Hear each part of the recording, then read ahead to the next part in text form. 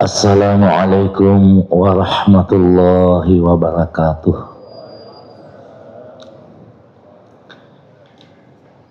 Alhamdulillahi rabbil alamin.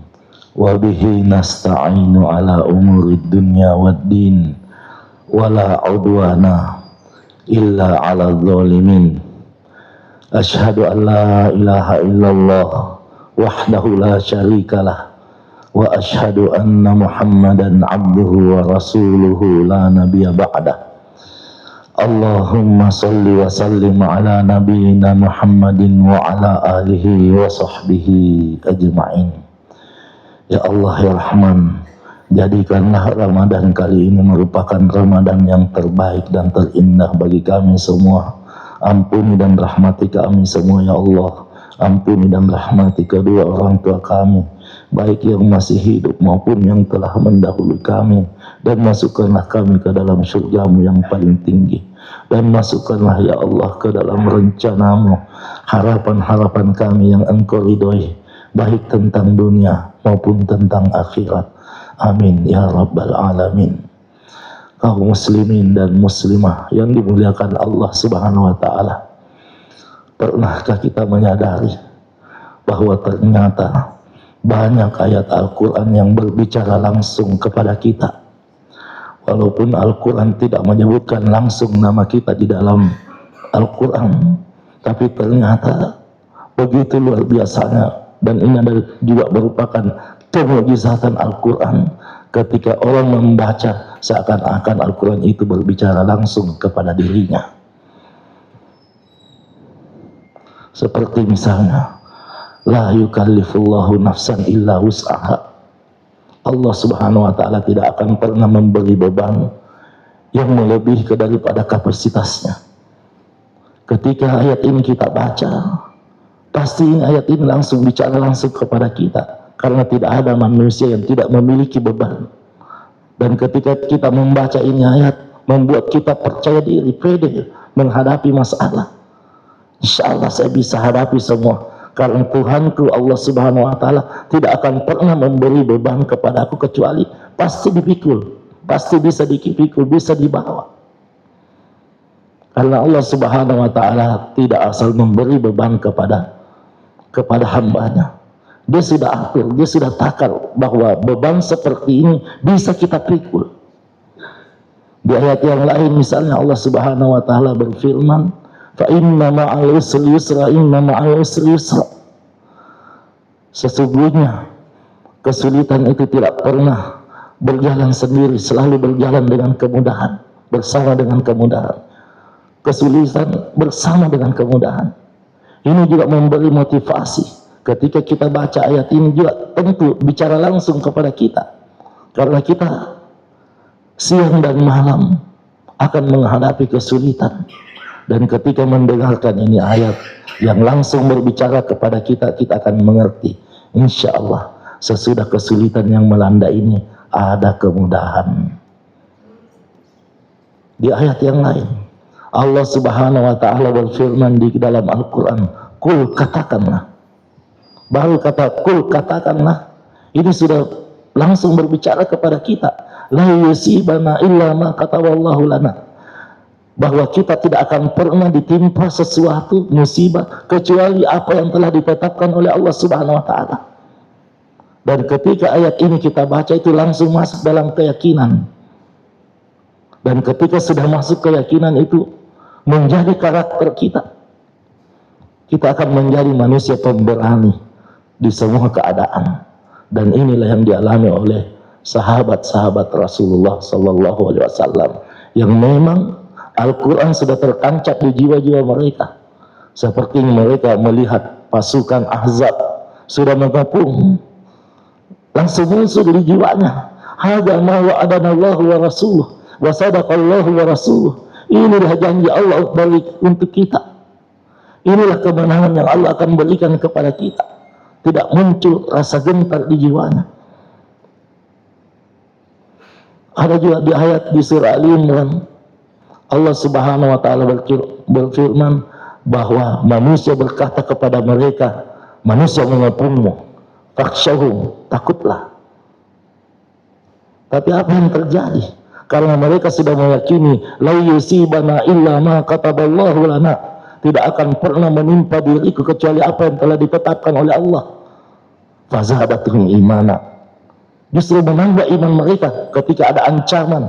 Manusia sudah berkumpul mengepungmu, ingin membunuhmu, ingin menghancurmu. Fazadathum imana, lalu mereka mengatakan hasbunallah wa ni'mal wakil, cukuplah Allah menjadi pelindungku dan dia adalah sebaik-baik pelindung. Ketika kita membaca ayat di dalam Al-Quran, kam min fi'atin qalilatin galabat fi'atan katsiratan, betapa banyaknya golongan sedikit mampu mengalahkan golongan yang besar atas izin Allah. Ini akan membuat kita percaya diri dan termotivasi besar untuk melewati rintangan, walaupun rintangan itu cukup sulit dan mungkin mustahil. Ingat pada perang Yarmuk, ini kemustahilan, tidak masuk di logika. 3.000 lawan 200.000 orang pasukan Romawi yang terlatih lengkap alat perangnya. 200.000, rasionya itu 1 lawan 66 orang atau 1 lawan 70 orang. Ini bukan dongeng. Yang 200.000 lengkap, perlengkapannya lengkap, bahkan banyak yang pakai pakaian besi. Khalid bin Walid dan pasukannya hanya 3.000 orang, tapi di jiwa mereka Al-Quran sudah berbicara kepada mereka bahwa kam min fiatin qalilatin galabat fiatan katsiratan biidznillah, betapa banyaknya golongan sedikit mampu mengalahkan golongan yang besar atas izin Allah. Dan di jiwa mereka juga sudah tertanam, ya ayyuhalladzina amanu in tansurullaha yansurkum, kalau engkau menolong agama Allah, Allah akan menolongmu. Wa yusabbit aqdamakum. Di jiwa-jiwa mereka sudah tertanam karena dia berinteraksi dengan Al-Quran. Iyansurkumullah fala ghaliba lakum. Kalau engkau menolong agama Allah, kalau Allah Subhanahu wa taala menolongmu, tidak ada yang bisa mengalahkanmu. Di hati-hati mereka ini para sahabat ada semua di jiwanya itu. Sehingga ketika menghadapi pasukan yang lebih banyak, perlengkapan perangnya lebih lengkap, 1 melawan 66 orang atau 1 melawan 70 orang, tidak ada rasa takut. Karena mereka meyakini kita ini menolong agama Allah. Kalau ketika menolong agama Allah, pasti Allah Subhanahu wa taala menolong. Dan kalau Allah Subhanahu wa taala menolong, tidak ada yang bisa kalahkan. Tidak bisa dikalahkan karena jiwa mereka, karakter mereka yang sudah Al-Quran, sehingga mereka diberi gelar Al-Quran berjalan.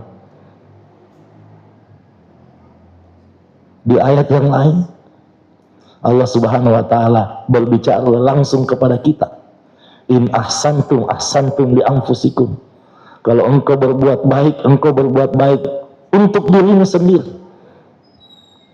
Ini memberi motivasi kepada kita ketika mau melakukan kebaikan, tidak ada lagi keraguan, karena ketika kita melakukan kebaikan itu untuk diri kita sendiri. Dan inilah yang membuat Abu Bakar As-Siddiq radhiyallahu an mampu mengeluarkan 100% hartanya di jalan Allah dengan keyakinan ini. Karena ketika dikeluarkan 100% di jalan Allah, berarti 100% hartanya untuk dirinya. Ayat ini pula yang membuat Utsman bin Affan radhiyallahu an mengeluarkan hartanya yang begitu banyak, karena yakin ketika berbuat baik itu kita berbuat baik untuk diri kita sendiri. Abdurrahman bin Auf, bayangkan kalau dia bersedekah biasa, itu kalau dirupiahkan miliaran. Pernah dikasih Aisyah istri Nabi langsung uang begini, itu kalau dirupiahkan miliaran. Padahal dia sedekah-sedekah biasa saja. Pernah dia juga mendengar dari Aisyah radhiyallahu anha bahwa nanti ini Abdurrahman bin Auf kalau masuk surga itu agak susah karena banyak hartanya. Sehingga dia berpikir, wah ini penghalang saya nanti masuk surga. Dia habisi itu hartanya. Ketika pulang dari perang, sahabat Nabi itu kebun-kebun kurmanya semua terbengkalai sehingga semua busuk, tidak ada yang beli. Datang Abdurrahman bin Auf membeli kurma tersebut dengan kualitas yang terbagus sehingga mahal sekali harganya. Bingung semua sahabat, kenapa ada yang bisa beli ini kurma busuk. Tapi dia beli sudah dihabiskan hartanya. Tapi Allah Subhanahu wa taala qadarullah untuk Abdurrahman bin Auf, memang dia konglomerat sampai mati. Ketika sudah habis hartanya, datang utusan dari Raja Yaman, cari apa? Cari kurma busuk. Dan dia dengar bahwa di Madinah ada kurma busuk banyak. Datanglah, dan nggak tanggung-tanggung dia siap membeli kurma busuk itu dengan banding harga 10 kali lipat dari kurma yang bagus. Laku semua, maka tambah kaya. Dan ini juga memberi pelajaran kepada kita ketika Al-Quran berbicara kepada kita, kalau engkau berinfak berarti engkau menyuburkan hartamu. Yang menyeluarkan hartanya di jalan Allah itu akan dilipat gandakan oleh Allah Subhanahu wa taala.